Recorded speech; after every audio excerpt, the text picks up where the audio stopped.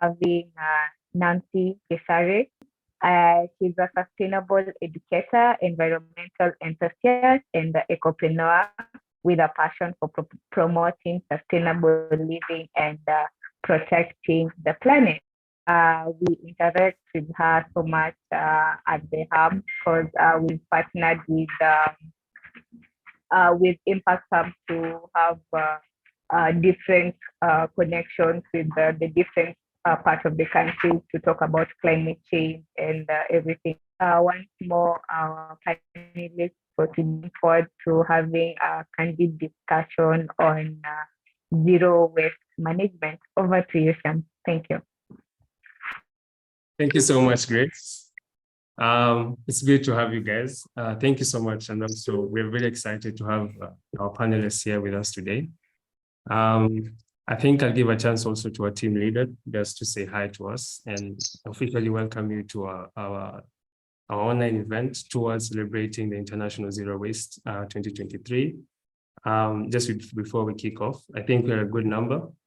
So Catherine, please welcome the guest for the session.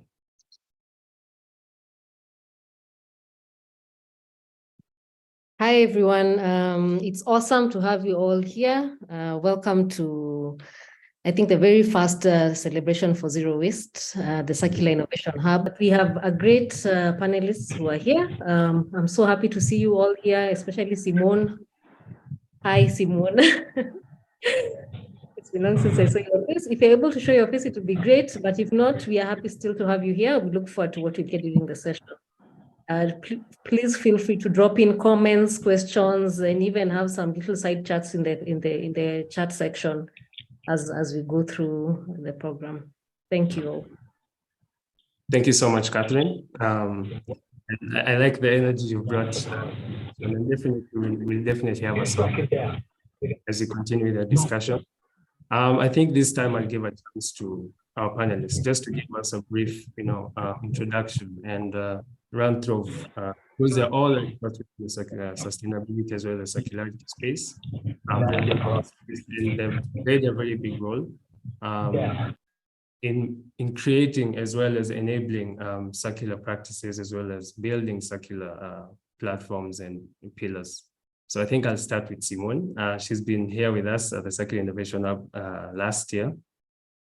She has really played a part in the growth and the structures that we built here. So I'll give her a chance just to give you a history about how she's been in the sustainability space as well as circularity space. Some of the things she's been able to accomplish, as well as what she envisions to see as we try to build a zero waste environment around us. So Simone, feel free to start us off. Thank you. That's a wonderful honor to start out. Well, yeah, for you who might not recognize me, it might be strange that someone from Sweden is joining in on this event now. But like said, I was just recently a part of the team. Been happy to spend 2 years in Kenya working on a lot of electronic waste management, but also starting up the Circular Innovation Hub because what we could see, and also what I work with since 20 plus years back, is that we are all consuming a lot, and also the manufacturers are just spitting out products many times without a lot of thought behind it, other than we want to make a profit.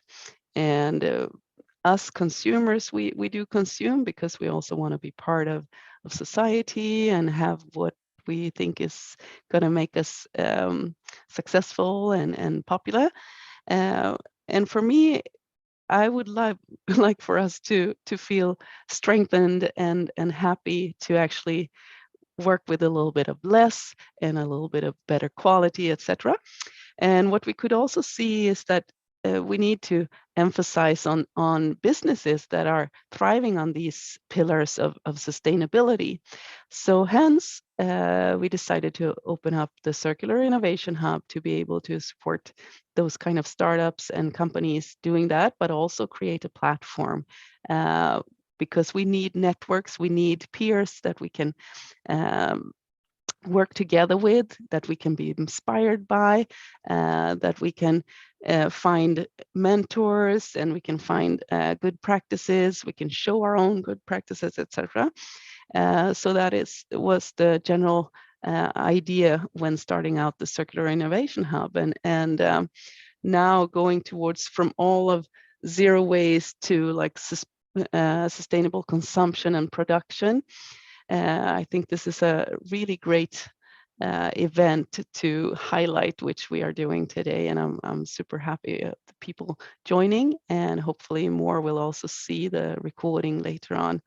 And personally, I'm ecstatic that I'm not alone in the quest of making our world, Mother Earth, to a great place to stay in, and for our grandchildren to grow up on as well. So thank you guys for joining, and I hope we can align and maybe network even more later on also after starting this. Thank you so much, Simone, for such a great introduction. I think the idea is building these pillars and having these conversations that build this, bridges and build these facilities, as well as build these platforms that we can be able to, one, talk about some of the issues that affect our environment directly, as well as how can we actually practically solve these problems that come across, especially within the environment around us. We're very excited to be having you, and we're waiting to hear as you tell us more about some of the initiatives that you may have that lead us towards a circular and more sustainable environment. Just to give you another introduction, I'll have Nelly, the CEO and founder of Green Thing. I think I'll give you a chance also to introduce yourself, as well as tell us what has been your experience that you had in the previous years as you establish your company and your startup, and what are some of the challenges, and what are some of the initiatives that you see that work towards creating this sustainable environment. So Nelly Kesari, please. Okay, thank you. Can you guys hear me? We can hear you quite well. Perfect. As you've heard, my name is Nelly Gesare, and I'm the founder of Green Thing. And I started Green Thing because I started looking into climate change and sustainable development goals in 2013, when I produced a TV show to highlight success stories, projects that Kenyans are doing, to inspire other people to try and reduce their waste, but also with a goal in mind to make sure that we need a livable planet. Yeah. And one of the things that I experience most, and I usually say this a lot, is zero waste lingo, climate change lingo, sustainability lingo is still elitist. Most of the research that is done, most of the data that comes out, the language is so complex that you honestly, even if you've been doing that for so many years, you almost still need a dictionary to understand. I mean, what is carbon neutral? What is net zero? All these languages would be really nice to be packaged properly for the intended audience to absorb and take action from that. And so I did a bit of YouTube in 2017. Yes, I failed miserably because I did not practice what I was trying to, what I was thinking about. My language was still, so to say, only people who are in the space of circular economy or closing the loop within their businesses or individually would understand that. And so in 2019, I exclusively wanted to start this by selling relatable products like a bamboo toothbrush or a dish brush, or using Tumba to make eco-friendly products, so that all the captions would be used to break down what climate change truly means to us and the kind of action that we can take to prevent that. And so far, I think it has become a really strong community where everybody is doing little they can or as much as they can to live more sustainably. And also breaking down the concept of zero waste, which Yeah. essentially means that it's actually impossible to be zero waste. It's impossible. As long as you're alive, you're consuming. What we need to do is change our behavior on how we relate, how we treat our waste. Our waste can empower people. Our waste can employ people. Our waste can generate energy for people. And that's how I think we should truly look at zero waste living. And thank you for inviting me. Thank you so much, Nelly. It's great to hear from you. What a lovely introduction with what you've done and what you've been able to achieve. I give now the chance to Owen to come and introduce himself first. Tell us what he's been able to achieve and build in the sustainability space, as well as probably what's Safaricom's angle toward this space, and what are the initiatives that these big companies also within the country, what are the motives, or what are the directions that these companies are taking toward, building a zero waste environment, as well as playing a part in making our environment much better and more sustainable. So Owen, please, the floor is yours.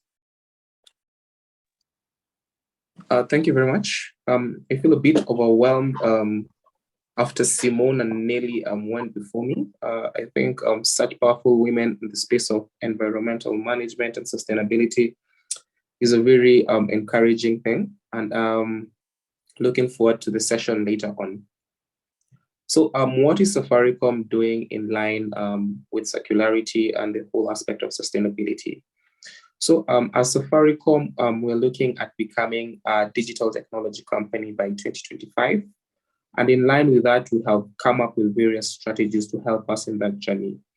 One of those strategies we've come up with is called a purpose strategy, which looks at four key pillars, looks at shared value, the planet, looks at responsible business, and looks at the community and the world around us.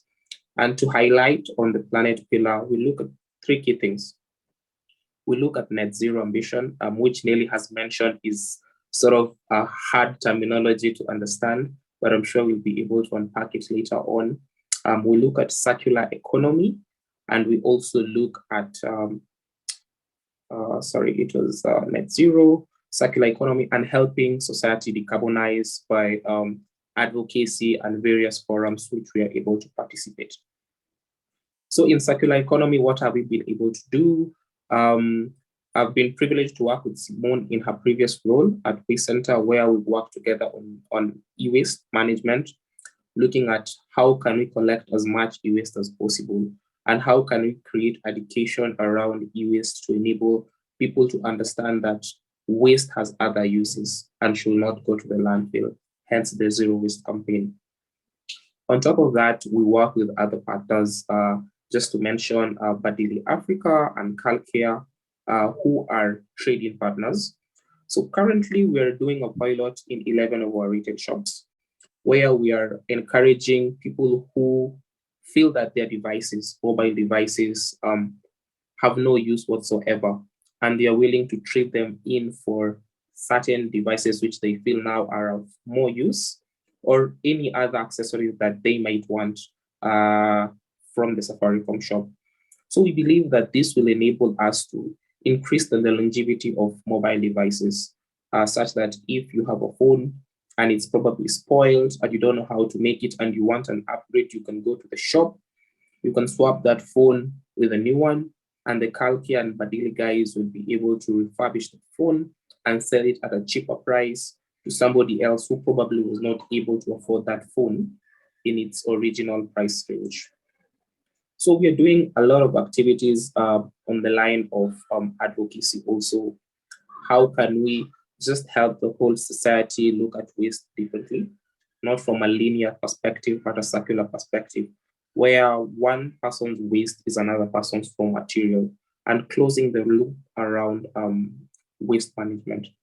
And we believe this is possible, and we are open to partnerships. We are normally looking at partnerships around areas of innovation and technology, which will help us close this loop.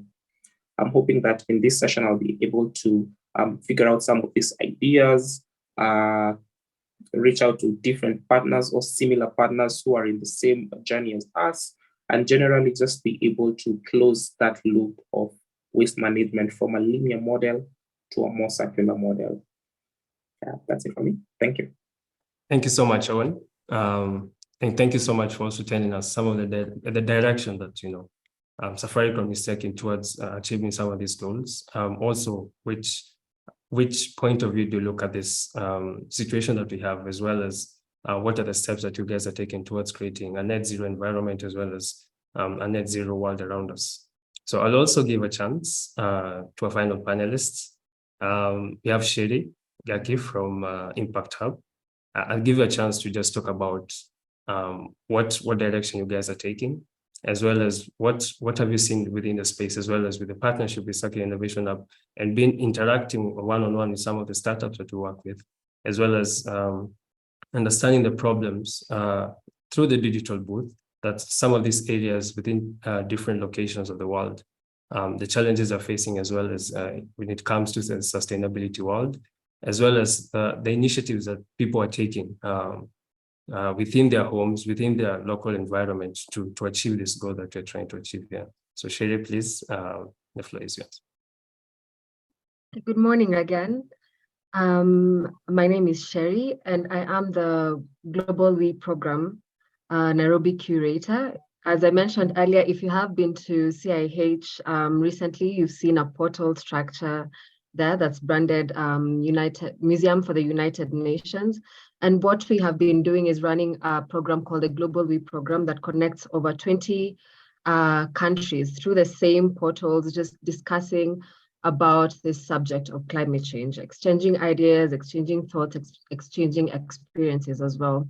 And so I think for us in this project, it's been very interesting holding these conversations with people in different jurisdictions and getting to understand what exactly they go through there. I've had the privilege of hosting a couple of people here. I think I see Sonia and Davis, who've been part of our conversations, and especially when we started talking about waste management, you find that in this, in as much as we're trying to figure it out in our own country, you find that there's other places where this is unheard of, right? And it's just trying to exchange ideas and knowledge and letting them know that this are some of the ways where you can how you can approach waste management.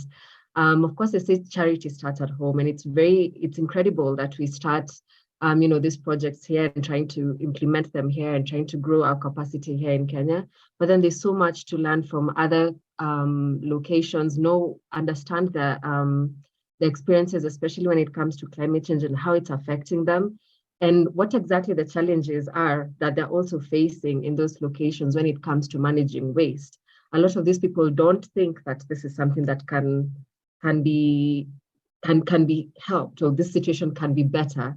And so you find that you also resolve to just accepting the situation as it is. And I think it starts from awareness, it starts from information, it starts from knowledge, just impacting this knowledge just between each other and to each other. Just going back to some of the sessions that we've had there, you find there's a session we had on converting waste to art. And you find that some of the people in some locations had no idea that some of these things can be done, that waste can be converted to art. And I heard Nelly talking about a bamboo toothbrush, and some of these things are not even imaginable in some of these locations or just across the world. I think the general feeling is that we are helpless. What can we really do in this, in my own small capacity? But then through these conversations, we're just helping people see, first of all, from individual capacities, what you can actually do, and then just having discussions on now on a bigger spectrum in terms of policies. What are we talking about? In terms of starting companies that support these initiatives, what are we talking about? In terms of asking for government support, what does that mean? And just borrowing ideas across the board and just trying to increase our capacity in that. So over the months, we've had conversations on, the quietest voices. What does it mean to actually have your voice heard? And when was the first time you actually had your voice heard? If at all you feel like your voice has been heard when it comes to this topic of climate change, we've had topics on what it means to care for the climate and other people. what it means to be empowered when it comes to this subject of climate, and how can we help each other grow our empowerment, and also what it means to have the earth as home and what home represents for us. And so these conversations are still ongoing, and we'll still be having conversations in April, and you're all welcome to join and just exchange information across the board. Yeah, I think that's it for me. Thank you, Shem. Thank you so much, Shiri. Such a great introduction of some of the steps that the UN is taking, as well as Impact Hub is taking towards, bringing these conversations around us, making it as local as possible, reaching out to also other regions of the world to understand. We realize, with even having attended some of the calls, and the biggest realization I realized is the same. We are all experiencing the same problems, but in different locations. The same problems we experience here: waste and so much dumping sites, and so much plastic that is bothering us. It's affecting our health. People in Mexico, as well as people in Denmark, are also being affected by the same thing. Climate change is coming up. CO2 emissions are affecting everyone. The ice in probably a place that we had a conversation with when in a booth with Sherry was Denmark. The biggest complaint I was saying is the temperatures are rising so much, the ice is breaking. You got into a point that when it's supposed to be snowing, it's raining. The temperatures are rising so much. It's affecting their routine. It's affecting the ecosystem around them. They're seeing the changes. Look at Kenya here. We are experiencing a period where rains are coming so mightily. We just had, I think, a week or two of rains. From the looks of it, things are not looking good. It's started to become sunny again, which is a concern because it's affecting our food sector. It's affecting so many people within the remote regions, especially coming to food. Food also affects our well-being as people. Food also, these things also affect our economy, our social situations, to as local as a family setup. So we are seeing these things affecting us directly. And what are the steps that we can take in an individual capacity, as an organizational capacity, and also as a community capacity to achieve or change some of the things that are going on with the environment in our local ecosystem. So we've been able to do this live and webinar event today in partnership with Kakamega Community Center, as well as Impact Hub Nairobi. So I want to give a chance to Liz Kariuki, founder of Impact Hub Nairobi here, just to give us an introduction of what Impact Hub is, and probably what is the direction towards social impact, as well as environmental climate impact that Impact Hub is looking at, and some of the initiatives also that she might have on a personal level as well as an organizational level towards achieving the goal that we are celebrating today. So Liz, please feel free to start. Thank you so much, Shem, for the ambush. I'm very sorry. Not a problem. Definitely was kind of expecting it, but not fully. Delighted to be on this call and run a joint event together with our partners, Climate Innovation Hub. And as Impact Hub, we are part of, let me complete my introduction. I am Liz Kariuki, the co-founder of Impact Hub in Nairobi. Impact Hub is a global network of makers. We call ourselves makers because we make impact and support impact around key thematic areas globally, like circular economy, climate change, solutions around digitization.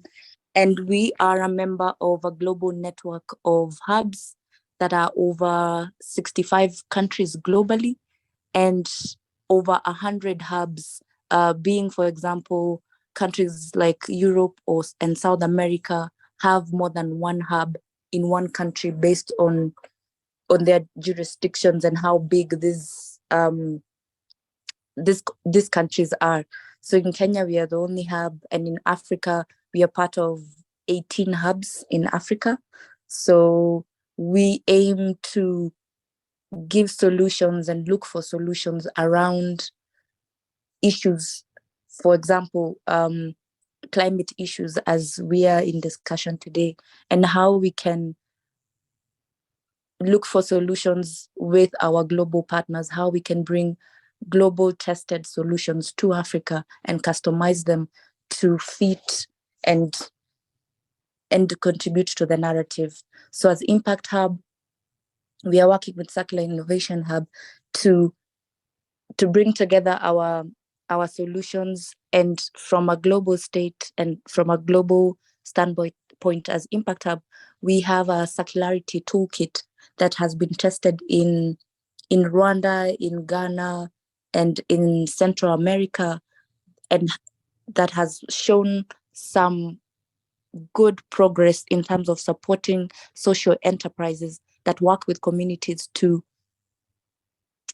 renew and save waste. And as our first speaker today has said, that what Nelly has said, that has transformed waste into products that have been used with the community, that have been of benefit to the community, and that over time has been transformed into resources that then have stopped being waste and have turned into valuable products. So what we are doing at the moment is applying the same toolkit, the same tested toolkit, and looking for ways to launch it to Kenya, working with Circular Innovation Hub to apply to some of the enterprises that are doing circularity. They're looking at waste and trying to also just being a complementing partner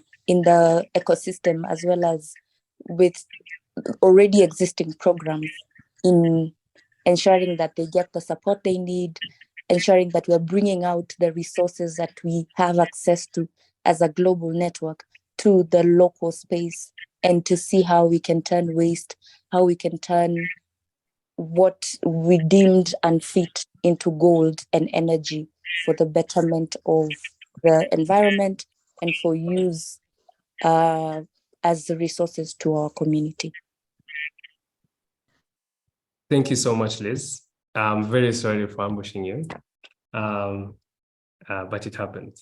I'm very sorry, but thank you so much. That was a great introduction, and we're very happy with the partnership with Impact Hub, because we are pushing the conversation with help also with the digital booth. We have been able to see the perspective of circularity practices, as well as circular motives and circular ways that people are adapting in other areas.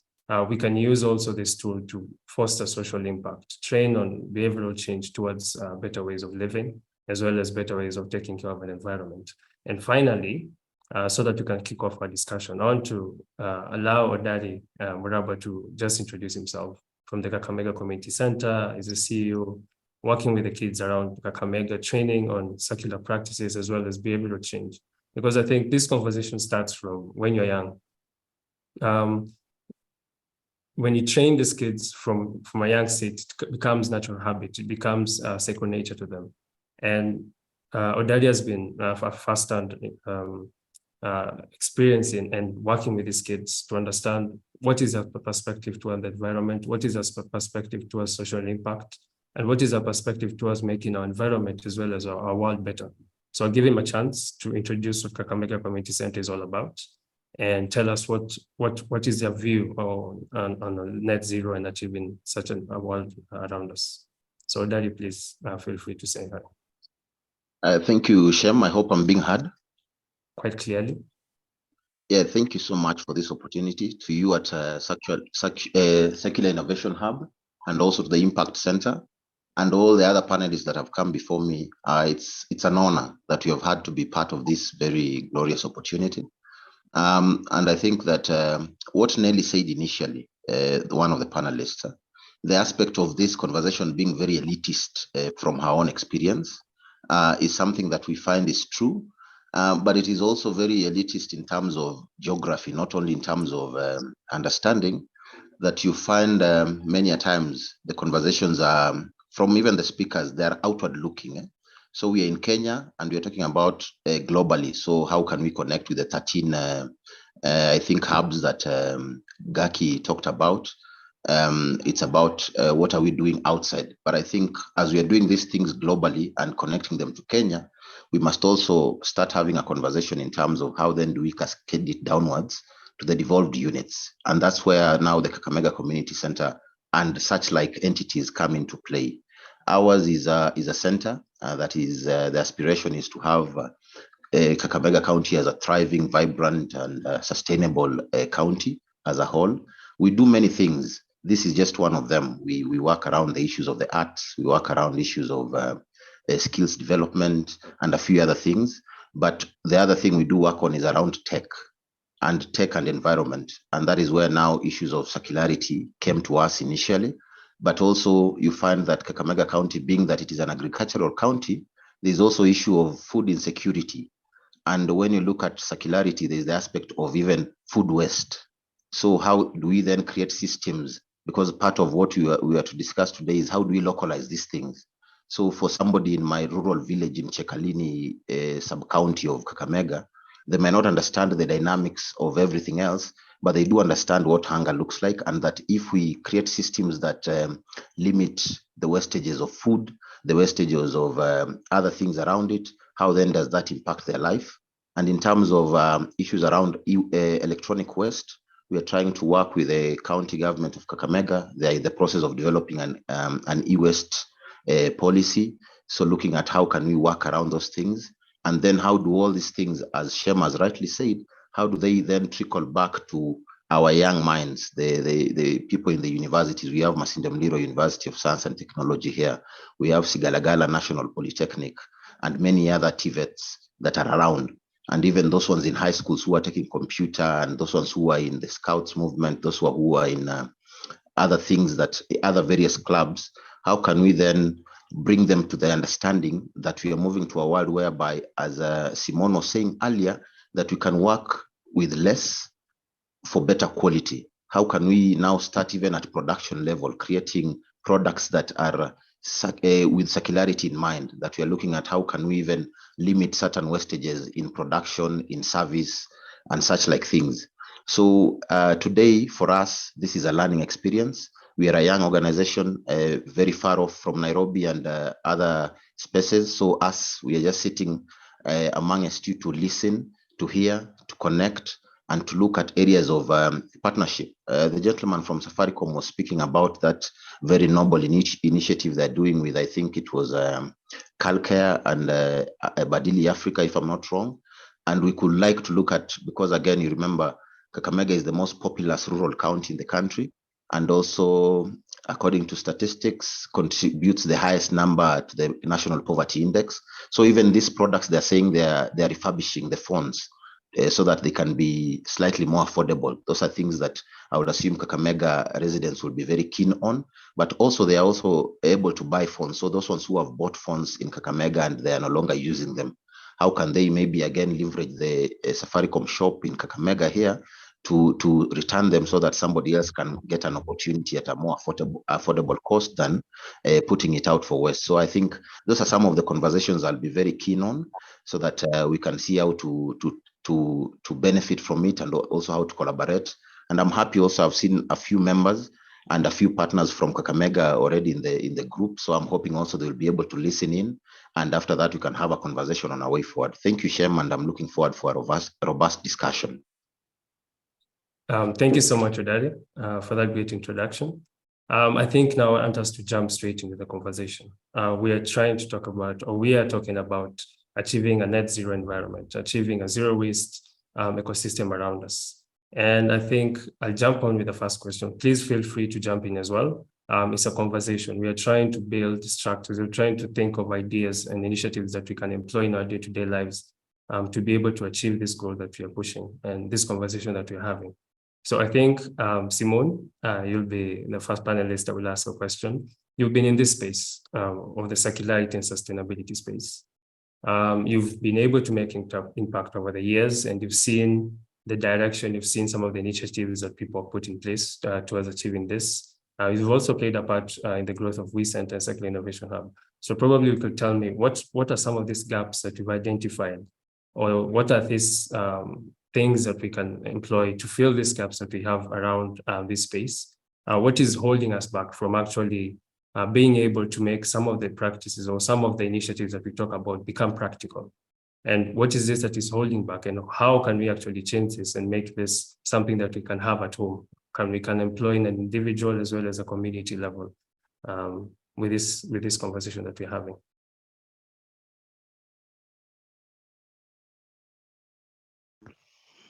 Thanks. That's the big question, right? How do we push and drive the society forward faster?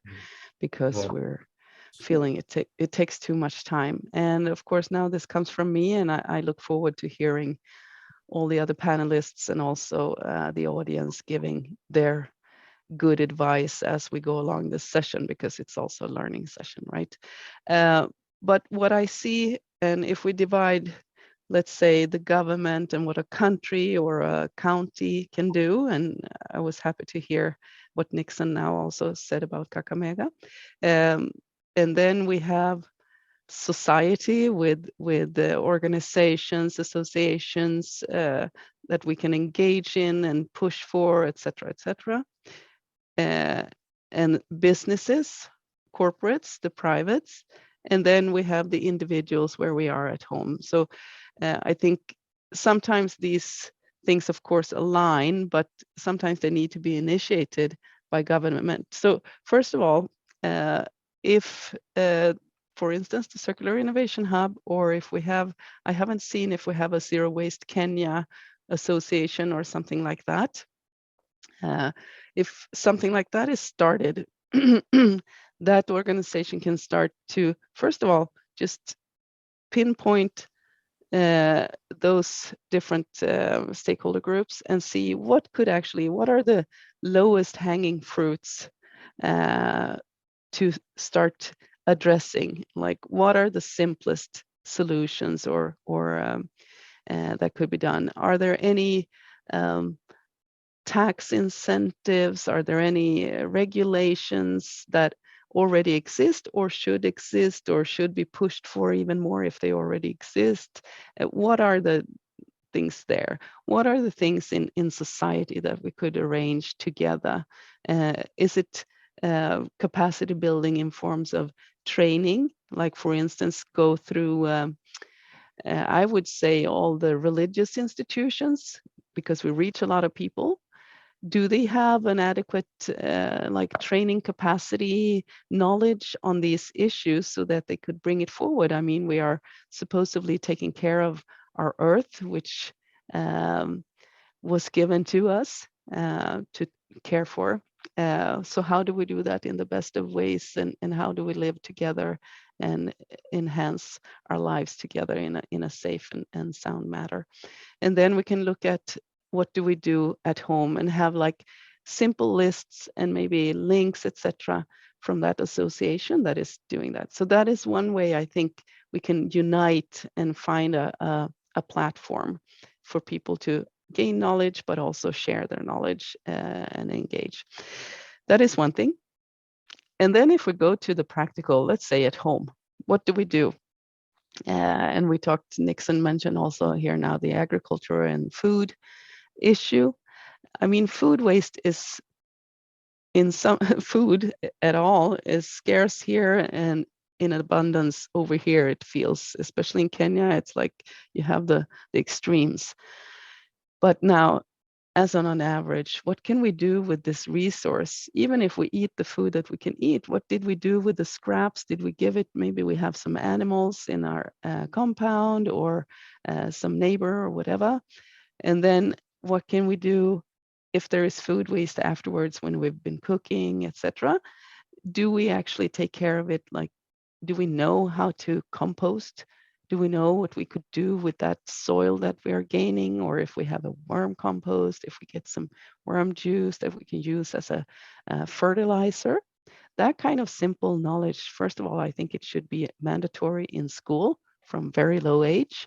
And then as they go along, that is a magical resource, because we also need to enhance the soil fertility around us. And then comes, how to grow the food yourself. There's a lot to do even in urban areas if you just know how to do it. And there are some simple ways of doing it where you can actually use containers that we use daily, like the water containers, the single use. You'd cut them and put them upside down so that you get an easy pot that will water itself. There are so many small tips and tricks that can be applied, and also this platform could spread these ideas. Those are what I'm thinking. And then coming to the business segment with some incentives, positive for those who are doing these reuse businesses, recycling, repair shops, etc. If they could have some positive incentives from governmental areas, but also just being highlighted and communicated about will also help so people can find them. Because we all know in a small business or even a large, communication is costly and it's hard to reach out, especially if you're up against big brands that are just pushing out different consumer goods that might not be good. And as a consumer yourself, now if we go to a very individual, of course you start with rethinking and think through once or twice before even buying something. And then if you want to buy, maybe you don't have to buy new. Maybe you can even buy something that is refurbished. This goes if you're at a workplace also doing procurement, right? And then when you choose something that has a good quality. And if it has a good quality, it means it doesn't have a lot of toxic components in it. It means it is reusable, it's going to last for a long time, or it's after that it's recyclable, etc. It has these different things, maybe not all of them at the same time, but those are things to look for. And how do we know this? Well, then we need to have some sort of a certificate or some sort of way for you to know if there's any toxic substances in it. And that goes back to government and society and those kind of support systems. I could go on and on, but these are some of my things where we can work together as a society from bottom up or top down or both sideways and vertical. Thank you. Thank you so much, Simone. I wish I had some images that you guys, because sometimes it's better to see it as an image. I'm sorry, I didn't carry a PowerPoint on this now. Okay. Thank you so much. I think that was a clear out viewpoint from expertise and experience of some of the ways that we can actually adopt these practices even to the smallest individual level. And as we just said, it starts even with managing the compost in your house, waste separation within the office. Let's have paper. I think that's an initiative that we had started here at the Hub, just to see if we can separate. I think they call it the dry waste and wet waste. That means we separate the food waste as much as possible. We do have a compost pit within the Hub. And we try and use this by, putting vegetable waste. I'm guessing when you use more of meaty or flesh waste, it becomes smelly. It becomes quite a hazard, and creates not a very conducive environment. But some of these small initiatives, and we've been able to probably create some small compost, use it in the small plants and desk succulents that we have. And we've been using this manure just to help these plants grow. And this is a small initiative, just to keep these practices within us, even to the smallest level, because it's about creating the habit. It's about creating the rhythm and the direction towards circular practices. And with that, I think I'll go now to Nelio Darren. You have started a startup within the space. Yeah, you've been able to experience being a founder within the circularity and sustainability space. So just give me a highlight or a view of what are some of the things that you think, if would be in place, would help you as a startup founder to, be able to achieve this goal? And as well, what role do you think startups can come in and play towards achieving the net zero that we're trying to achieve today? As we wait for her to come back, maybe I could slide the question.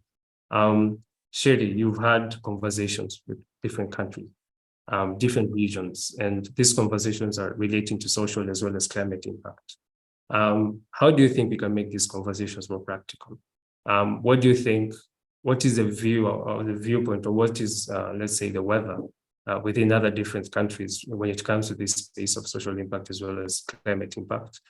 And what are some of the practices that you think, even with the conversation, even with this awareness creation that you're doing, that you can just put in place to, encourage people to move towards a net zero environment? Thanks so much, Shem. Just to start off, I think with these conversations, as you mentioned earlier, because you've also been a part of them, you come to realize how similar we are, and the differences are very little, when it comes to the climate affecting us. And the reality is, sometimes it's very easy, especially for us in the global south or in Africa, to say, the West is contributing more to this problem.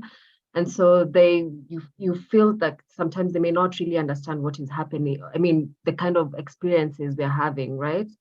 But then during these conversations, as you talk, you actually come to realize they're also getting just as affected as we are. When you're complaining about, how the climate change is affecting our agricultural production here as a country that is very reliant on agriculture, you come and realize that for them, they're also fishermen who rely on fishing during the very low temperatures when ice is frozen over lakes or oceans. But then now this ice can no longer sustain these fishermen, so they're not being able to do that. And some of these experiences just open your mind more to see that, this is not just a problem that is just localized here, in as much as it does affect us more. So you come to see how similar we are in these challenges. But then on the flip side, you also come to learn very interesting experiences from these countries that I believe if we were to apply them here, it would really take us far. For instance, we were having a conversation with Kigali, and some of you may know they have, at the end of the month, the last Saturday of each month, they do a collective activity countrywide of collecting trash around their city, their towns, their homes, their communities, right? And when we were out, we were very curious to find out, why is it that this whole country is united in this one activity? And for us here, even just for the plastic ban, we had to kind of be threatened into it, right? There's laws and fines and jail term that is facing us just for us to stop using plastic bags. And you come and realize it's just a cultural thing. They're just like, we just do it. It's part of our culture. In Ethiopia as well, there's a lady who shared that for them in their community, anytime a child is born, they plant a tree in commemoration of that birth, right? And you see, again, this is a cultural thing. And so I started seeing a pattern of, how culture is impacting some of these activities that people are doing in their countries when it comes to protecting our climate.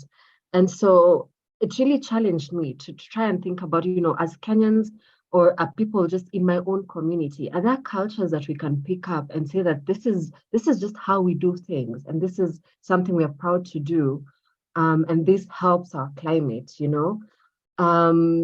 for us in the African community, in the African culture and also Asian culture, recycling and reusing some of these things is a very common practice, right? But then a lot of times you find that when you ask people here, why do you reuse the ice cream tubs, to store your food or reuse some of these things around your house? You won't throw it out the first time you use it. So why is that? You find that they just say, I learned this from my mother, I learned this from my grandmother. This is how we do things. But then there's a bigger part of it that they do not even realize that they're also playing into, climate action, and this reusing and recycling of these things is important. So how different would it be that if we change how people see this thing, just from it being, this is what we do, to I'm doing this because this is the impact, this item would have on the climate, or this is the impact my action has on the climate, then we'll see a shift in that. Because what usually happens is sometimes people think they're doing these things because they're not economically empowered. I can't afford to buy Tupperware, so that's all. I mean, I can't afford to buy the storage containers, or I can't afford to buy certain things. That's why I'm using this one. So anytime they're economically empowered, then you find that things are changing, or they view some of these things as, some of these practices as things that are only for the ones who are not economically empowered. It's not a class thing. But then now, the moment you're able to do this, to buy these products, and you're consuming so much. And so I think as a good starting point is culture. Another thing, when it comes to what Nelly and Owen mentioned, when it comes to the class differences and the economic differences, when it comes to the subject on climate and just, waste, it's how do we incorporate these practices in like low income areas? Because, I think, the general feeling and actually observation, and it is a reality, is that some of these practices do come with a higher expense. When it comes to telling somebody to, separate their waste, that means going an extra mile, or even just there's something you're investing into that whole practice. And so how do we just make it not a rich man's problem, and now make it that this is something that is accessible to everyone, regardless of your economic class, that you can be a bit more mindful of what you do with your food waste and what you do with your plastics or your glass waste. And just how do we make it accessible? Because I feel like through the conversations we've been having, this is one thing that has been coming up, and we're still not able to get answers on how do we make it practical to everyone, and not just for a certain level of people.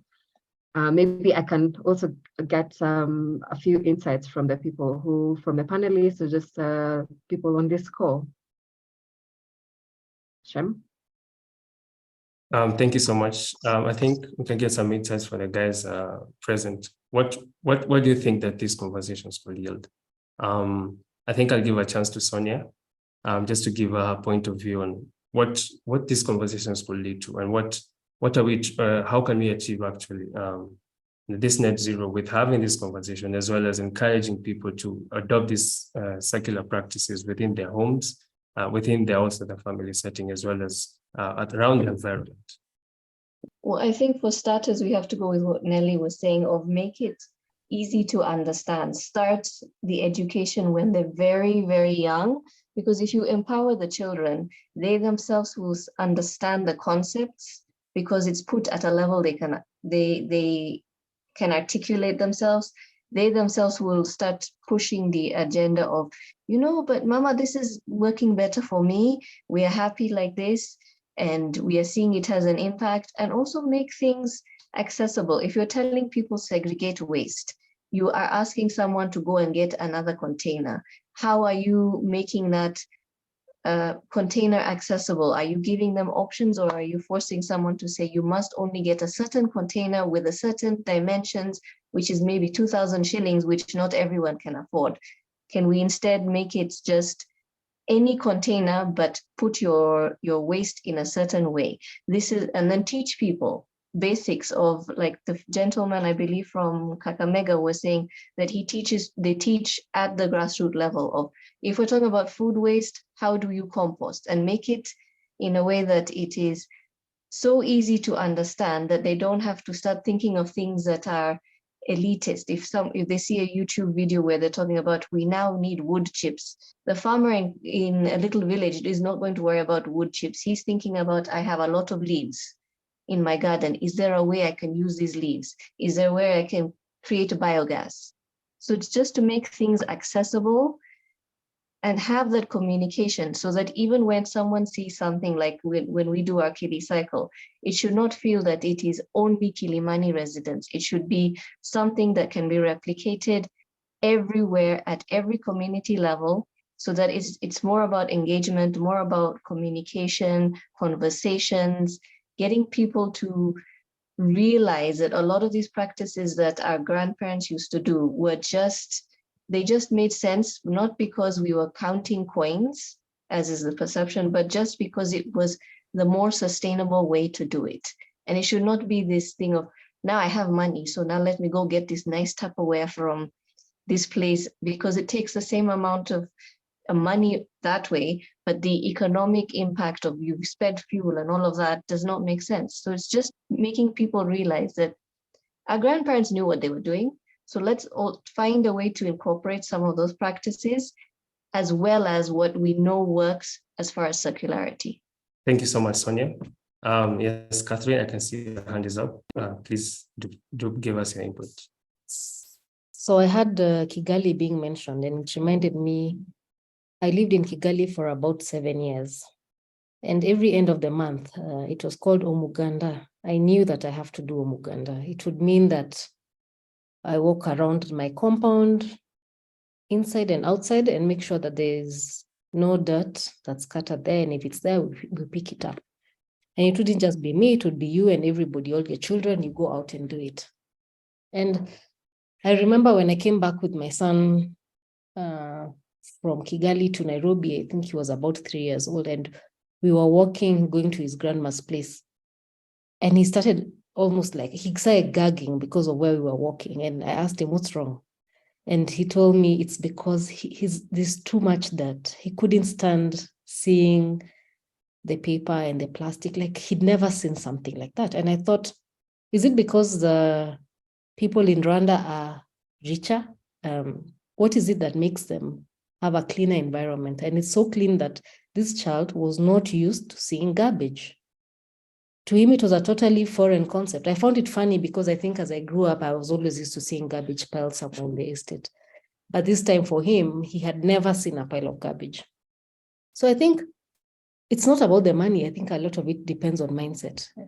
And what the culture that we have and the values that we carry. And I think it's very important for us to start thinking about the values that we instill in our children, even when we are with our friends, the kind of things that we emphasize. Like, I really cannot help it. If I see someone throwing that out the window and you're with me, then I'm really going to ask you, why are you doing that? And ask you not to do it.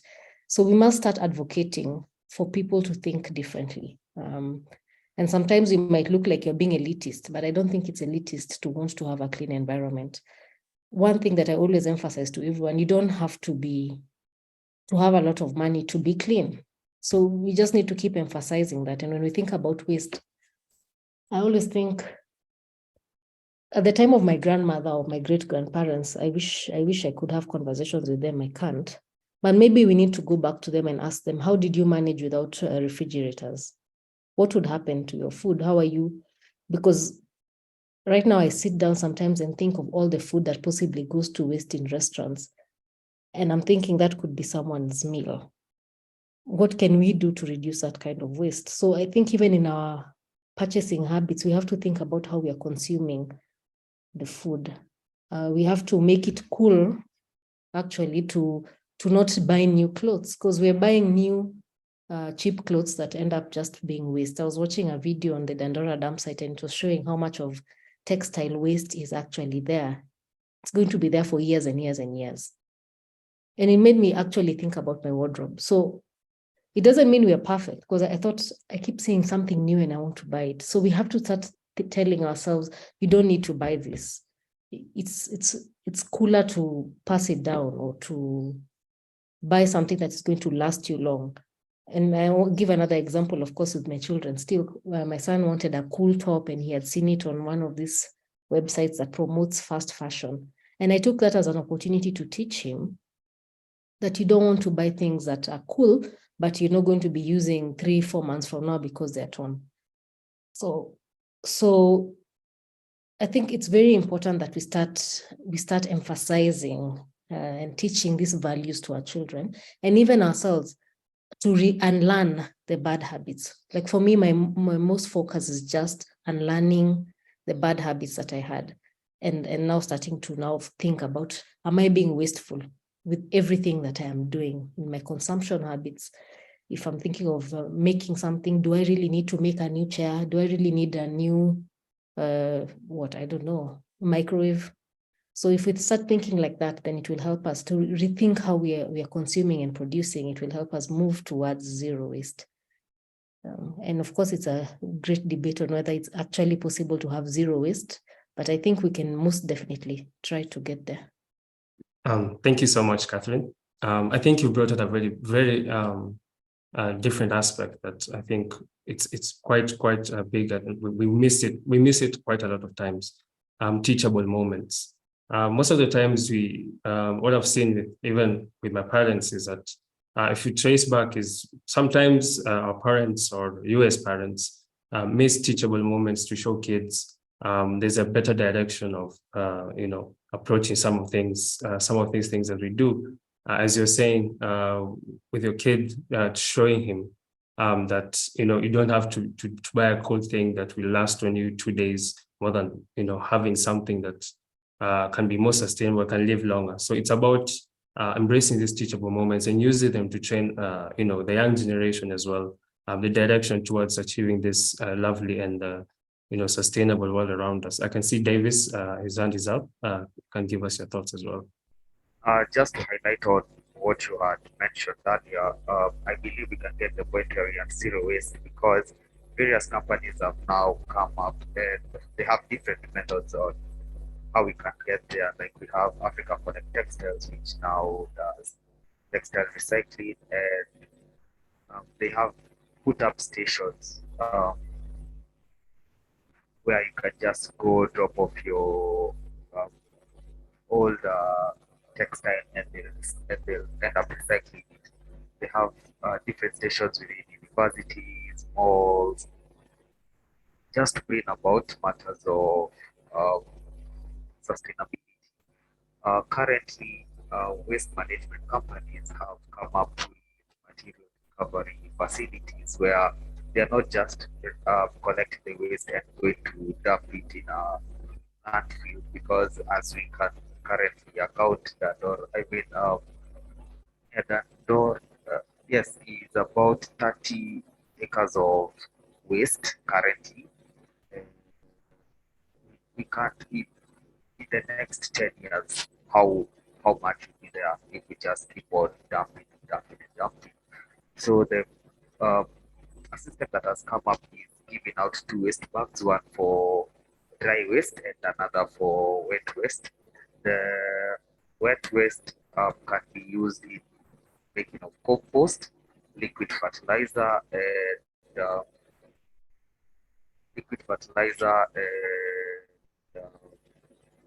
biogas. That is what the wet waste is used for.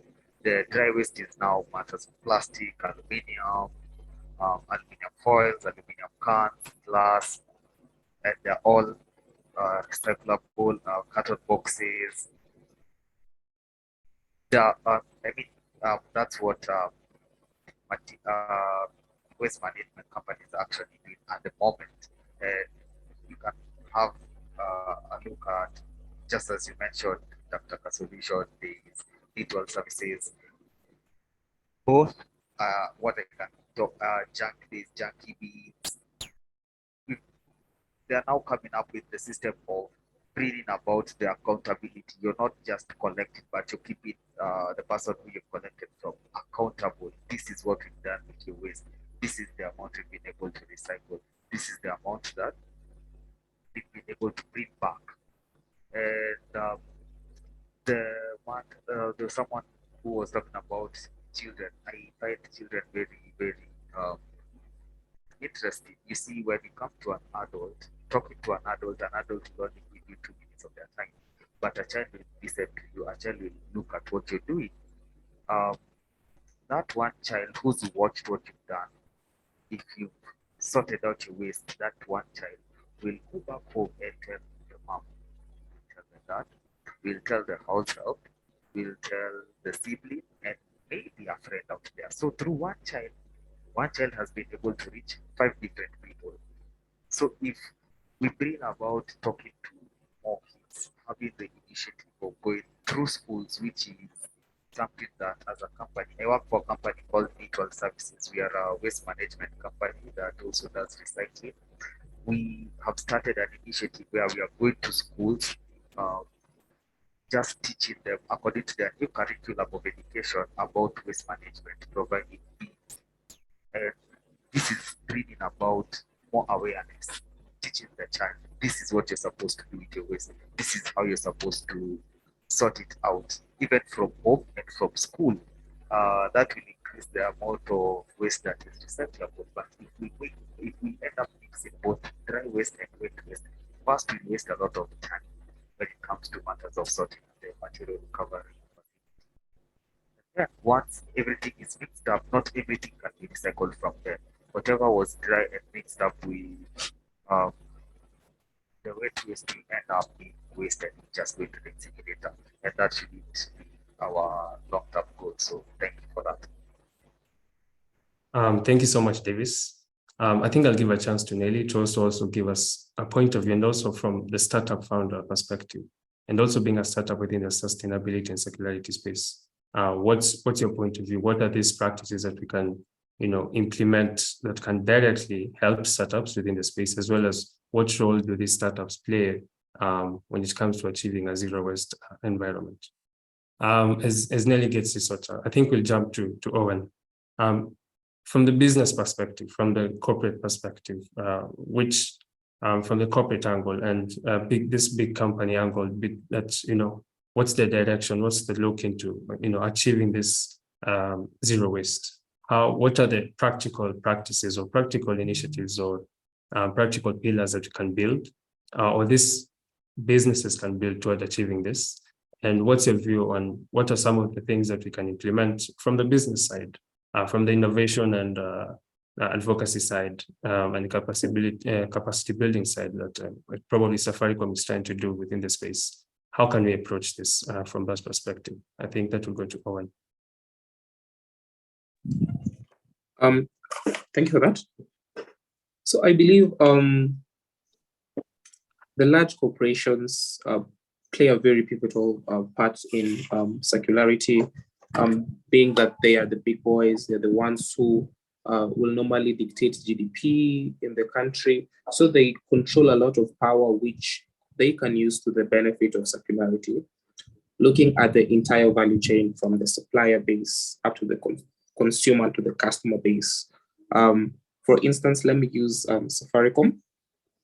So in Safaricom, we try to dictate the entire value chain from the suppliers to the customers to the consumer. And from the supplier side, you try to dictate by setting up policies, contracts, which you're urging your suppliers to adhere to. These are contracts which specifically address responsible consumption and production. And you want them to adhere to this because it is the right thing to do. And you're looking at aligning this with their various processes. So as products and services are coming from the suppliers to yourself, you're ensuring that there is responsibility and accountability in everything that they do, from production, whether they're producing raw materials, and you're able to verify this through audits, through assessments, up to consumption. And when it gets to the organization, the various operations that we deal in, from the retail shops that Safaricom has to the agents that we work with, how are you able to inculcate this culture into them? How are you able to, for instance, just bring them on board to understand the aspects of circularity and how their individual involvement is key and important in these aspects?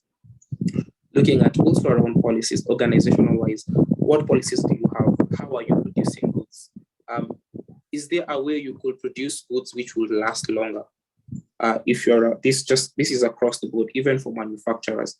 Is there a way you could produce a good which will last longer, so that you reduce the amount of waste that is generated out of that good? Because from science, the longer the good is able to stay, the more people are able to consume it, rather than goods which are easily perishable, hence ending up in waste. So what are the various innovative ways these organizations can come up with to extend the life?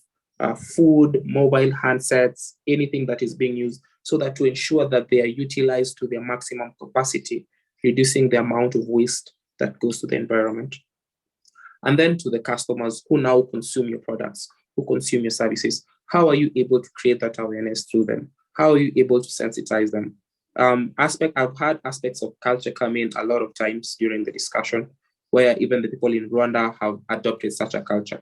So how are we able to storytell and create a culture where people are very responsible in how they consume and produce resources? Are you able to reach out to them using media, using your advertisements, using your various strengths? And normally I tell corporates when I'm in such discussions, can you leverage on your synergy? What is your synergy? What is your comparative advantage as a company? If you're a company that reaches out to, or your customer base is the normal mama mboga, that is your focus area. Focus on mama mboga. Tell mama mboga about how responsible production and consumption will help mama mboga in order to do her business. Motivate her, work with her in the journey. If you're dealing with matatu owners, talk to the matatu owners, leverage what target market you're facing in order to create that impact. Normally, people do not see impact because it touches on various aspects. For instance, mama mboga, the matatu vendors, and different industry. But cumulatively or as a whole, it creates a difference. If everybody is able to leverage on that specific target market they are involved in, if banks are able to leverage on the people they give out the loans, if telcos are able to focus on the mobile subscribers, ultimately that will culminate into a more responsible society, both on the customer and the consumer side and also on the supplier side. And you'll find that because of the interconnectedness of all these stakeholders, you'll find that we are somebody's suppliers and we're also somebody's consumers. So the overall effect will be that it will create that overall responsibility in consumption and production. So yeah, that's what I believe the large corporates can do and play in this whole circularity aspect. Thank you. Thank you so much, Owen, for that very clear output on what the role these big corporates and businesses can play. I think I'll go straight and give a chance to Nelly. I hope your audio is all fixed. And then you can, perfect, you can hear you. Now you can give another perspective as a startup founder. What do you think, you as a startup, what role do you play towards achieving this zero waste? And as well, what do you think are the things that can come in to help you as a startup achieve this goal within the sustainability and circular ecosystem? Okay, I think I'm going to start with this. In the next 5 to 10 years, there's not going to be space for linear-based businesses, right?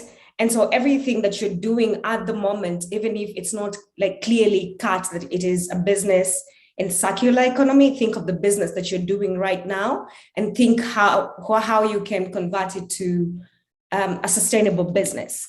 And businesses and initiatives are run by human beings. When I started Green Thing, I was so broke. I was dead broke. And brokenness has a very strong way of reminding you what truly matters, what your passions are, the challenges that you see in your community, and how you can possibly set up something to solve a social problem, or that can provide economical benefits and environmental benefits for people around you.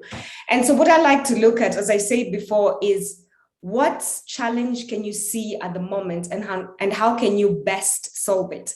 For example, the e-waste problem. E-waste is a problem because first, unsustainable production. The EU came up with a policy, and I think policies are really strong in terms of coming up on ways to completely reducing waste. The EU has a policy that within 5 years, or is it by 2023, all chargers must be the Type C cable. Because honestly, if you upgrade your phone, it means you're going to need a new cable. That is waste generated purely not because of you, but because of the producers. There's nothing you can do about it, unless, of course, you buy that cable that has multiple charges, which sometimes just don't work. So the best way to reduce sometimes e-waste is to standardize cables. So that's one thing. And then another thing is, again, on your manufacturing. I remember way back, a phone could only be spoiled or broken because the battery is dead. Right now, most of the phones that we have, you cannot replace the battery. You cannot like you have to be an extreme specialist for you to open that phone and see what's wrong. While way back, we used to just open the phone, like you go to your nearest engineer, in quotes, in your local communities, and they could literally figure out what's wrong with the phone and buy parts to make the phone new again. There's a phone currently called Fair Phone, and it's a phone that is built to reduce waste. It's a phone that you can even replace the parts from home, and you don't need to be a techie to replace that. So those are some of the examples that I've seen that are working really, really well. And then in terms of food, honestly, the best way to reduce food waste, there's food waste and then there's food loss, right? The best way to start reducing food waste in a home is put the food on the plates that you know you're going to finish, right? That's what it's. I have 2 kids, and when I'm serving, I specifically say, are you going to finish? No. Are you not going to finish? Then yes. Then you put the amount that is okay for you. But you know, humans are humans. Sometimes we have days that we don't want to eat, or we overestimate how much we're going to require for a meal. And so giving composting is a nice thing, but it's not accessible to everybody in an urban area. And so you can try composting, yes, but it might not be a feasible thing for everyone. I have chicken, so I give the food waste to my chicken. But I think this is why the Sustainable Waste Management Act 2022 is going to come in really strongly, and it's going to also create a leeway for other businesses that want to go into exclusive organic waste management easier for them, because then your raw materials are provided to you almost instantly. And so you can find a way to compost the food and sell that as fertilizer to homes or communities or orphanages that have gardens. You can even donate. And it's really interesting. Another technology that I've seen that would be really nice, it's only in the States now, in United States, is something called Lomi. It's essentially a kitchen top composter that takes 3 hours to compost your food to soil. And I find it really, really clever. It's by the same company that started making biodegradable phone cases, again, e-waste. So you should look into that as well. And I really love how we've been talking about how starting with children really, really helps. Sometimes I see so many children coming up with and producers know this, that if they make a bag with their favorite cartoon, or you know how Frozen, I don't know if any of you watched Frozen, the movie, there was a craze, the amount of frozen bags I see when I go to Gikomba to get raw materials for some of our products. There are so many on Ninja Turtle, I don't know if that's the right name, or Star Wars, so many. Yet we have so many businesses in Kenya that make bags from good quality materials, and they are timeless. So teaching your children that it's okay that you want a frozen bag, that's cool, but it doesn't make sense because of this and this and this. Some of the things I do with my children, for example, is we started a little garden where at the corner there's a compost, and then we have to put dry leaves or cardboard packaging that we have, and then we create a way that they can compost and they see it. Sometimes we buy worms so they see the purpose of different creatures in an ecosystem and the role they play. They grow up understanding, but also not just understanding, they also come up with a mentality that, yes, I can actually create a future for myself by creating solutions around this sector. I think that's what I would say. And that's why at this point, we've started going to schools and educating kids on different things that you can make at home, talking with science teachers on how to pass this kind of information down to different age groups. We are also working with the tourism industry and hotel industry at the same time to teach tourists, like, what is sustainable tourism when you come here? But also hotel. And a very good example is when, say, you go to a restaurant and they give you 3 glasses. Do we really need 3 glasses on the table? 3 glasses means that they're going to require more people to clean those dishes. They're going to require more electricity to clean those dishes, more soap to, that's already waste before even an item is used. And so that's what I would say for anybody to come up as a founder, to be a founder in this space, is truly look at the challenges you see around you and find the best possible way to package it as a solution. Thank you so much, Nelly, for your perspective. Now, I want us to dive directly, and this is the last question to our panelists. What are the next steps from your respective fields? What can we do from today henceforth? What are these practices that we can, inculcate in our day-to-day lives, as well as in the business aspect from now henceforth, to actually make this conversation and make this solutions that we discuss more practical and more of a reality within our day-to-day lives? I think I'll give an opportunity to Odari from the Kakamega Community Center, just to give us what are the next steps, especially with the working with the kids. What is this best practice you can teach these kids from now henceforth to make sure that we get this conversation going and make these practices more real? Thank you, Shem. I think the next step is basically leaning into what has been spoken today, because there's a lot of information that has been passed along from each speaker.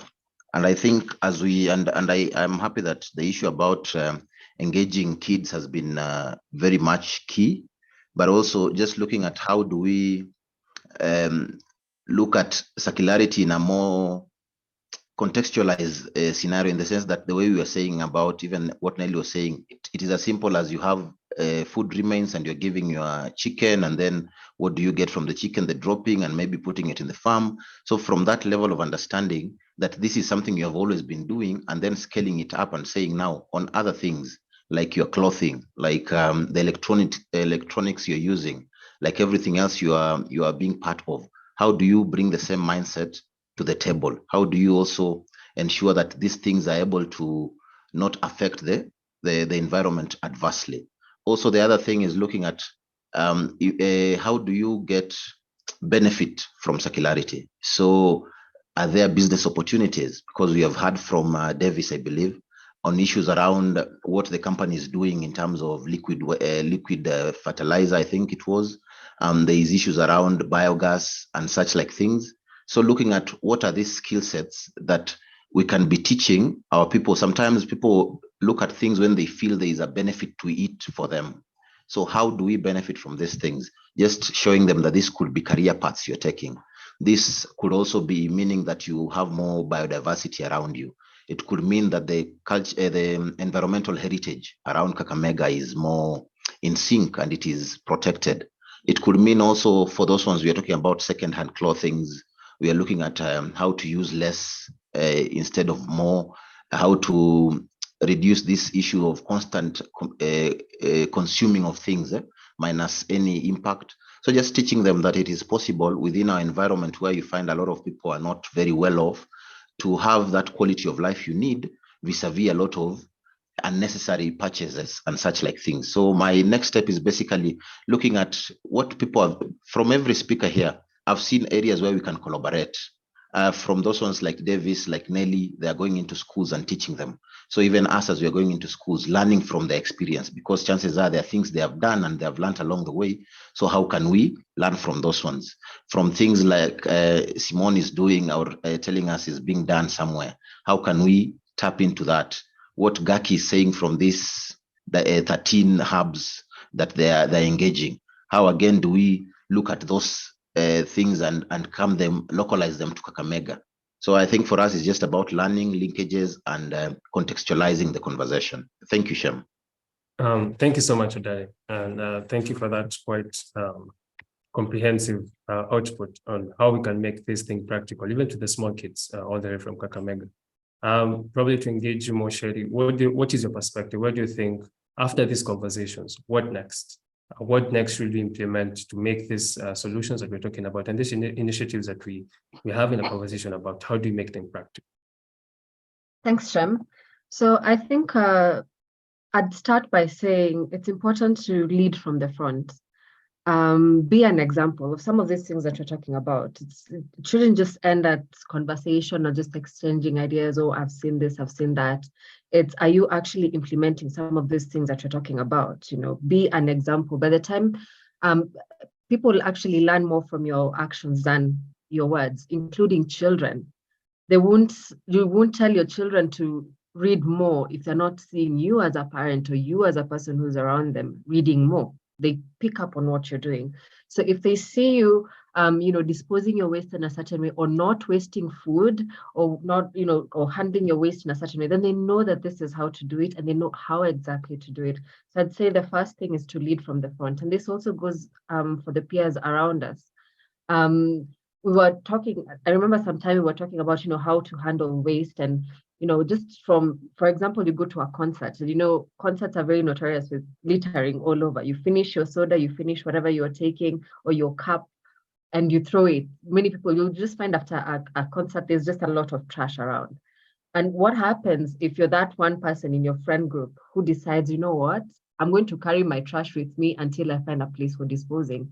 Will your friends have enough, they'll feel awkward about throwing their trash. They'll be like, okay, why are you carrying all this trash around?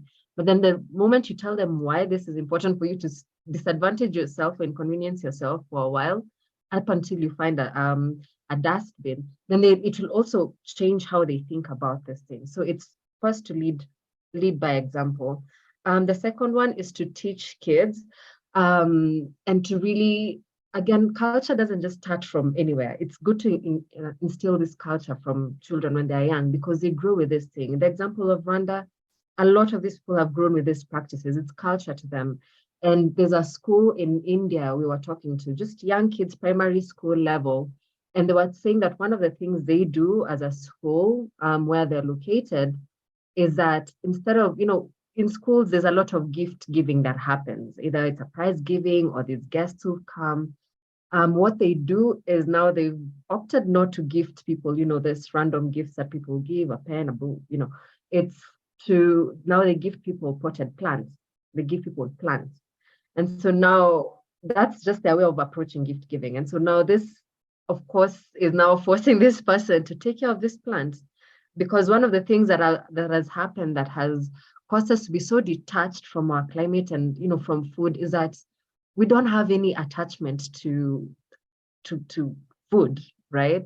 It's not like, olden times our grandparents or our parents, they've gone through the hard work of really taking care of this plants from when there were seeds. Are the ones who tilled the soil, they did the planting, they took care of this plants up until harvest period and, post harvest. So by the time you're wasting this food, you've really worked for it. You know how much care you've put into growing this food.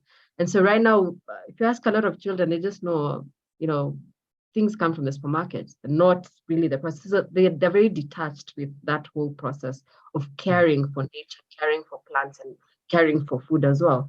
So once we just start bringing this culture, inculcating some of these cultures into how we operate normally, the next time people are coming to your house and you want to give them, why not give plants? So it's just trying to nurture some of these cultures from a very early age and making it a norm for you.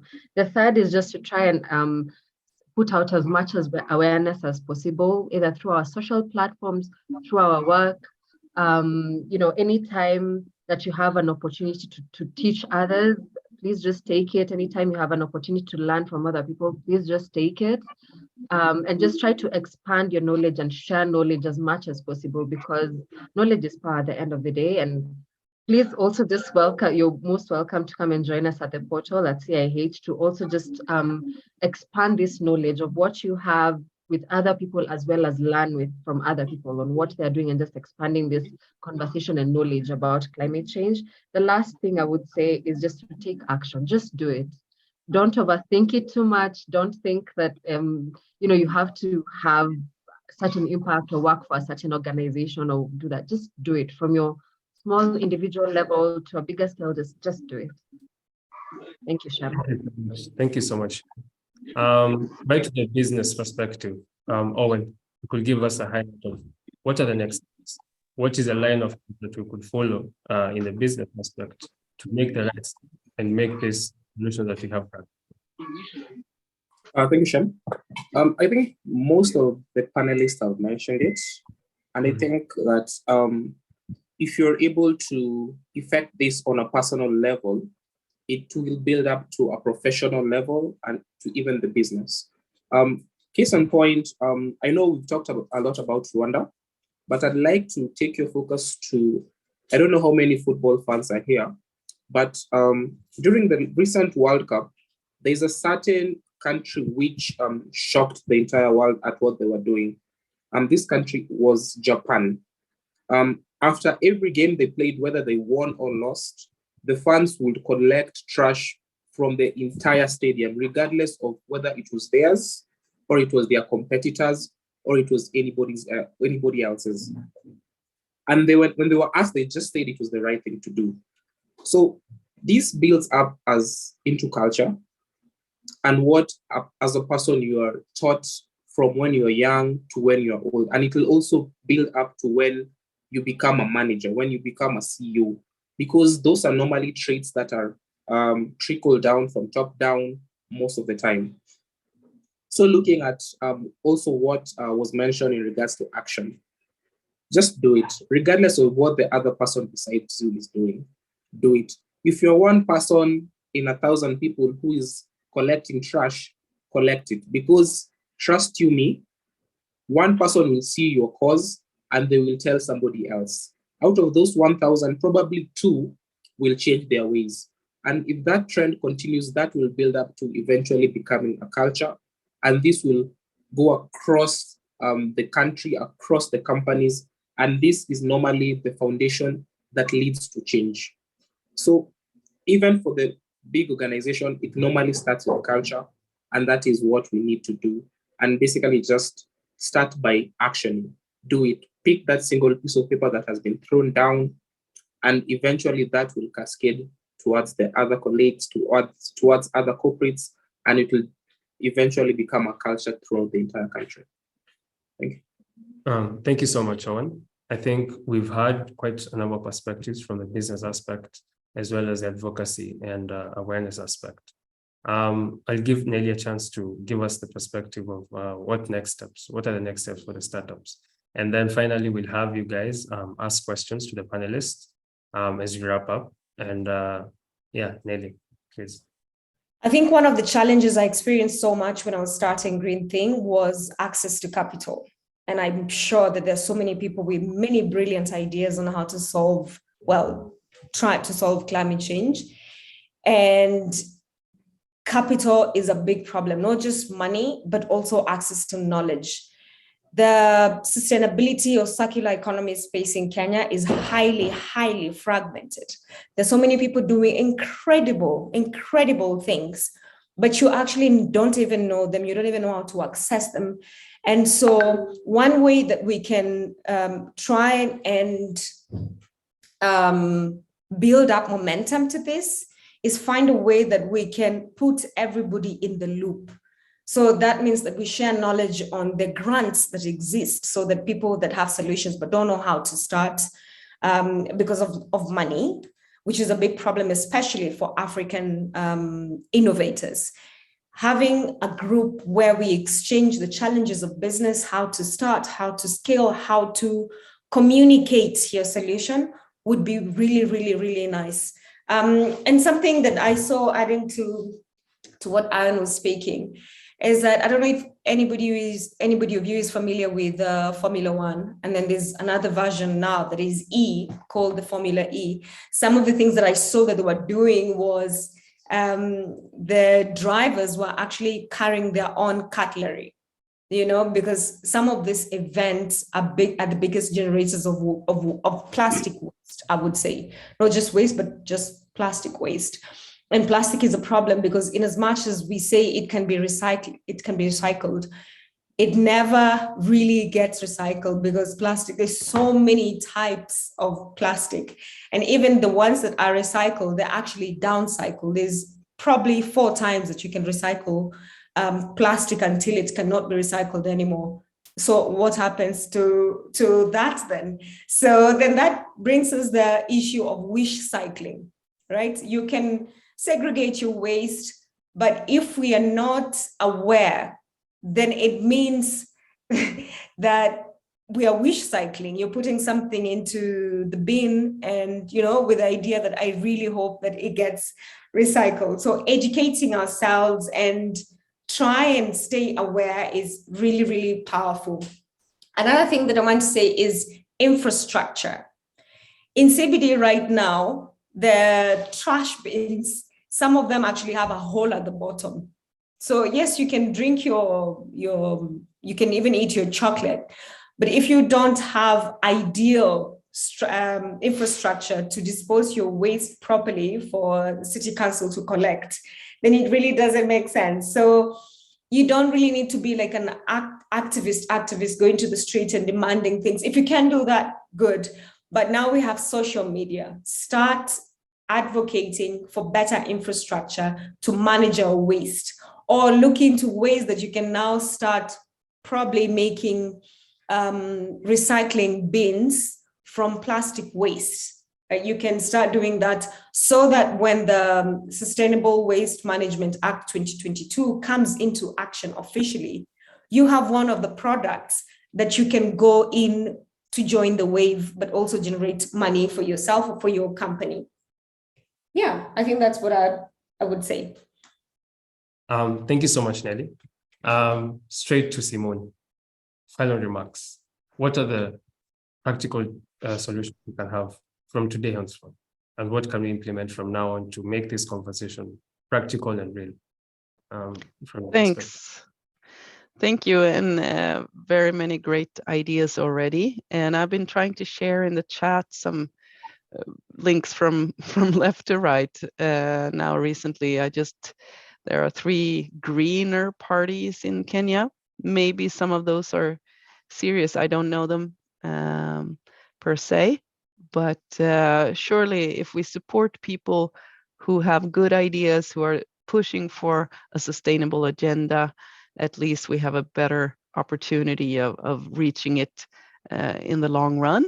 So that is one thing. Engage, don't be scared, and like said before me, that is both by you lead by being an example in small scale, in your home, in your school, in your work, but also by taking initiative and not backing down on like, oh, let me just be comfortable and do like everybody else or something like that. That is not how we push forward, right? And you are not alone pushing forward. I mean, we're here today. There are so many forums, so I've also shared some others where you can get inspired and read more. Of course, Google Zero Waste, and you will find numerous examples. So take those examples. Look at the local market. Is there someone else doing it? Maybe you want to support it, or start your own, because maybe you can be 2 or 3 or 5 companies doing the same thing, and there won't be a huge competition because it's a new business opportunity and models. But also going to what was said by Shiri, like in schools where there are gifts, and I'm thinking when we have birthday parties or baby showers, etc., when we give something to each other, think of that. I've been doing that for like when my kids are grown up right now, but still, if I give them something, sometimes I've given them a tree in Africa. That is something you can do here through some organizations like the agroforestry. But anyway, just give something that can last or can be eaten quite soon. So you don't give something that will render waste. And I prefer to give activities, because also something that is nice in society today is actually to give of your time. So I usually give to my grandkids nowadays that they go with me to do something fun where we don't also produce too much waste. Instead, maybe we do something where we just have fun and spend time together, and that is a good and great gift. They are very happy. So but also the creativity and the momentum that we have right now, I see these maker spaces or creative hubs coming up. join them or see how they do it and create such similar together yourself with your friends. I think that is a way forward, because that can also then connect with teaching institutions, etc., so that we can help. Yeah, they're just act. I like that when you said, was it Owen? Just do it and people will follow. I think that's the greatest. And don't feel like you're alone, because we are a lot of people right now and it's really moving forward. And to point out what Nelly said, there is no space for linear later on. So if you want to be economically sustainable in your business or in your family, you need to think more circular and less wastage. Think of things as resources. Thanks a lot. Thank you so much, Simone. And thank you so much to our panelists.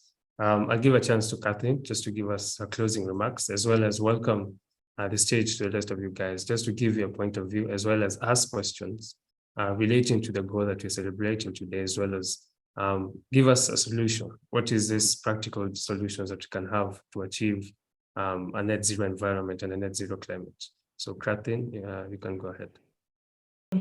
I thought it would not be good if we did not talk about the government's initiatives. Like currently, there is the EPR legislation that's hopefully it will be the EPR legislation of 2023. EPR means extended producer responsibility. So this means that the people who are producing items will be required to make sure that they think about end of life of the items that they produce. So that means that now it will be law that these organizations have to think about the packaging of what will happen to the packaging in terms of packaging, what will happen to how they can redesign their products to have a longer lifespan than usual, whether these products will be easy to recycle, to reuse, to disassemble. And by doing this, when the government does such initiatives, it means that it will create more opportunity even for jobs that are within the circular space. So I think it's something that we should follow and keep giving our voices to, so that we can tap into whatever benefits that might come out of this kind of legislation. And I wanted also to respond to Nelly and just to sort of echo what she talked about, that there's a lot of different initiatives all over the place that are about circularity and sustainability. And when we're all doing something somewhere, it's our little voices. If we bring our voices together, maybe we can be louder and be heard further and have more of an impact, even to reach a point where now we're influencing policy. So that is one of the reasons why that the Circular Innovation Hub was started. So the idea for the hub is to bring together all these people who are interested in circularity, so that you know that if you you're maybe in the part of the WhatsApp group, maybe the LinkedIn community, in this group, there's probably somebody else doing something you want. And something I found very encouraging recently is we had a cohort that was from Nigeria. It had Nigerians, Tanzanians, people from Rwanda, Kenya. And I saw, I think someone from Tanzania, or was it Uganda, asking if there's someone else who's doing something similar to what they're doing, so they can work together and expand their business. So if we can all just join together, use the Circular Innovation Hub as a place to meet. Join the community on WhatsApp. If you go to the website, there's a place where it asks you to join the community. Join there and give your voice. Reach out to other people who are doing what you can do. And maybe when we come together and we show that we are a strong force of people who are interested in these things, then it will be easier for us even when we're developing concept notes for grants, because the reality of the matter is sometimes we do need the grants to kickstart our projects. We need those grants to do what we need to get done. So if we come together, it is usually easier. I have seen it in trying to do some of these concept notes. I've seen it when recently AFDB visited the hub, and what they were asking is, who else are you collaborating with? So the more we collaborate, I think, the stronger we shall be. So I think my main message here is, let's find ways to collaborate, join the community so that as we keep on growing, our voices get stronger. then we can even maybe find good partnerships for even the fundraising and maybe looking for investors for our startups.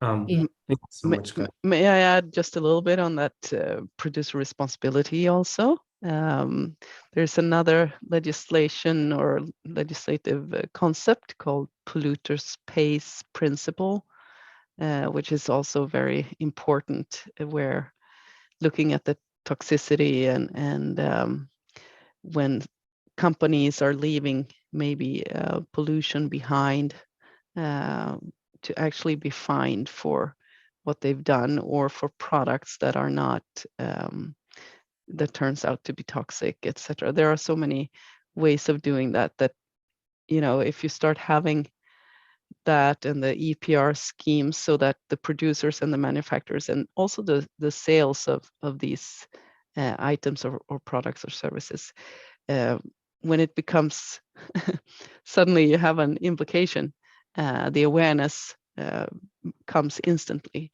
So that can change and disrupt a lot. So it's, yes, thank you, Catherine, for bringing back the governmental issue of the whole. Thanks. Thank you so much, Simone. Thank you so much, Catherine. And a big thank you also to our panelists for your contribution to this, as well as our partners. And this is a start. This is the start of the conversation. Our point is to move forward to the next steps and carry on with this conversation over and over in more events, more workshops, more seminars, and it's to drive this initiative, to make it habitual, to make it our day-to-day thing, that we speak about, we think about, and we talk about. So I'm going to give a chance to everyone. If you have questions, please raise them to our panelists as we wrap up, as well as if you have a contribution or, you know, a practical solution we can apply in a personal business or, you know, as a community level. In our day-to-day lives, please feel free to raise your hand as well as just open your audio and speak up. Thank you so much. I see Yusuf, you're trying to say something, you can ask a question, as well as for the rest of the Nixon, I can see you. Please be sure to give a comment. Sorry, just go ahead, Yusuf.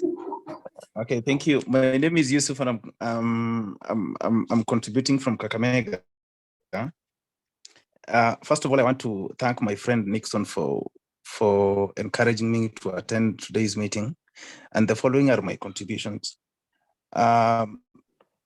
Since we are in a devolution dispensation, so to say, I think it would be a good idea of strategically moving, because we want this conversation to go as low as the level of county governments. If there is an opportunity or a chance of us working on something like county champions that can now start engaging county governments on this specific topic, because you walk around many county headquarters and even major towns, for instance, Kakamega, and you look at how county governments are handling waste. I've heard one of the panelists mentioning that you go to even to Nairobi, those bins, probably they're not properly installed. They have not differentiated which type of waste goes into bin A, bin B or C for purposes of recycling and so on. So I think this is a conversation that needs to come to counties. At that level, I'm certain county governments will be the best inroads to really get to the lowest level, so that from the county headquarters now would move to sub-counties and even to the lowest levels, which are villages. I'm impressed by the sentiments of one of the panelists who mentioned that we really need to start investing this knowledge in young Kenyans, or children for that matter. We need to work on a plan on how we visit schools, so that when young Kenyans are growing, or kids, they know that when I eat a banana, I am not supposed to throw it or to handle it in manner A or manner B. If I'm handling polythene or even waste cloth, this is how I'm supposed to dispose it. So these forms are very, very good starting point, and I'm confident, listening to the panelists and the contributions that have happened here, this is the right way to start. We pull together, we form a strong community across the country so that each day or each year we shall be meeting really to take stock, that we agreed that this is where we are starting, where have we reached, and what will be future plans for this movement. Thank you. Thank you so much, Yusuf.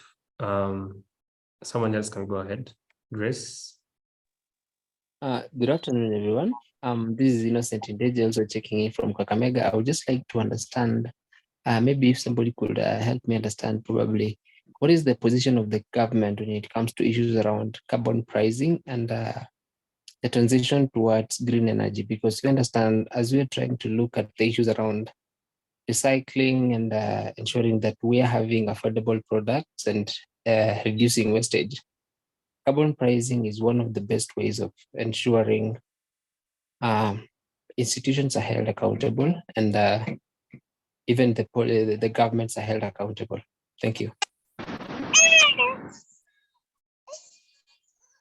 One of the panelists or one of you guys could direct that question. Maybe I could attempt to answer. So I know the government is doing a lot in regards to carbon pricing. The new government is looking at various avenues to create that atmosphere. Recently, there was a public notice they gave on an amendment on the Climate Change Bill 2023, where they are looking to develop and implement mechanisms to enhance climate change resilience. They're looking at guidance in carbon markets and non-market approaches to compliance. And they're looking at guidance and direction in basically just the carbon markets and even, sorry for that, benefit sharing mechanism for carbon markets. So the government is particularly interested in the aspects of carbon pricing. They're looking at how to get the finances required to enable us to be more climate resilient, looking at aspects of reducing emissions and anything that will go towards those initiatives. So it's something that the future is bright in regards to carbon pricing. So I would urge you to just keep your eyes peeled as it unfolds. But yes, the future is bright in regards to carbon pricing and getting funds in regards to green initiatives. Thank you so much, Owen, for the contribution. Mention, that there is legislation, I think, that's underway that is supposed to address the issue of, supposed to, what's the right word to use, to incentivize people using green energy. I think it's still in draft. It's not yet reached to a place where it's become law, but there's fiscal incentives policy framework which has been developed by the government. So when we see that happening, it would mean that maybe they will start taxing or giving maybe tax incentives to companies that are maybe in the renewable energy sector. I also read an article on, I think it was two or three days ago, that was talking about carbon credits and the fact that mostly in Kenya, if you maybe are trying to sell carbon or to trade in carbon, it's very complicated. It's not yet clear how to go about it. And I think because this is something relatively new and it's like a big deal in Africa, we're still trying to figure out in Kenya how to access these carbon markets without maybe going through brokers. Because I think currently most of it is going through brokers and an individual would not be able to now maybe trade in the carbon market. I think it's a space to watch and see how it goes. But what I understood from it was that we might need to, you see, when you're trading in carbon, maybe if it's trees, let's say, you need like 5,000 acres of land, and most of us don't have that. So people would need to come together to be able to participate in such things. But I think it's an interesting question, and it's something also that I'm keenly following to see how it goes in Kenya. Thank you so much, Catherine. Any more questions and input? Please feel free to go ahead. Any more questions? Any more input from you guys? But a bit next one, yes. Yeah, I think just to carry on from what Yusuf was saying, that there is need to cascade conversations to the county level. I think mine was just to put it out there that currently the county government of Kakamega is working on a policy, an e-waste policy. So if anyone within this conversation is more conversant with that space, because we were engaging them as late as yesterday at the ICT ministry, we can converse going forward so that we see how we input those outputs, inputs of what has happened elsewhere and what are best practices into that policy, so that we can have a much more robust framework to deal with. And then again, we also need to look at county government initiatives. I believe there is plans by the county government of Kakamega. It has been there for a while. I think they were looking for somebody from either Norway or Sweden sometime during the last administration to put up a waste recycling plant. And I know also now there is also an issue about an organic fertilizer plant somewhere around Mumias. So such initiatives that might be feeding into this conversation is also key. And I think that's why Yusuf was saying, if you can come to the county level, once we engage, because some even within the county do not have the capacity, they might have the willingness to do these things. They maybe they might need some capacity or some even guidance and being told you can partner with X or so and so. So I think that is one of the things I wanted to share. And also I'm thankful there's a gentleman who has shared something about Mombasa, the sustainability officer. So I'll be able also to just engage them and find out what they do, and maybe how can we engage our county to see if that can be also taken up. Thank you. Thank you so much, Nixon. Any more input from you guys? But as we wrap up, once again, I want to say a big thank you for joining the session, as well as making it as engaging as was possible. And yes, this is the first of many. The idea is to start. Just do it. I think that's the biggest takeaway we have from today. Just do it. Just start doing it. Eventually, you get good at it. Eventually, it become habitual. Eventually, you become quite better at it. And now you start affecting the world and even the environment around it. So a big thank you for joining the session. If you have any more input, please feel free to go ahead. You can share also your details on the chat, your LinkedIn pages, as well as information relating to yourself, your expertise, and the field you're working in. Just to build this community, start this initiative together, build on it, bring on more people, grow the club, grow the conversation, and make it as impactful as possible. A big thank you once again. I think I'll give Grace to just close out. Photo of Hashem. You're not going to tell us to show our faces, you take a photo. Please do that. That's a good idea. Let us In all the smile. in the meantime, I'd just like to say a big thank you to CIH just for being a very great support the conversations that we've been holding on climate change, and for everyone who's been a part of our conversation on this call. And just to put out an invite to all of you, I will be sending you an invite just so that you can make time in your schedule to come and be a part of us in the conversations we've been having. And let's continue expanding this conversation on climate change and climate action. Thank you. Thank you so much, Shirley. I think we can all have our videos on. We take a very nice selfie of a successful conversation today. You all look nice and lovely. You have everybody. Yes, we do have not yet. Some people have hidden. Nixon, you've gone away again. Okay. One more. One more. Okay, when you say cheese, you say cheese. Okay, say cheese.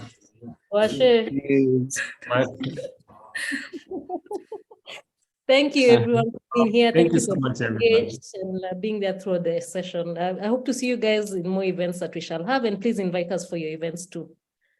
Bye, everyone. Bye-bye. Thank you so much, guys. Have a great day.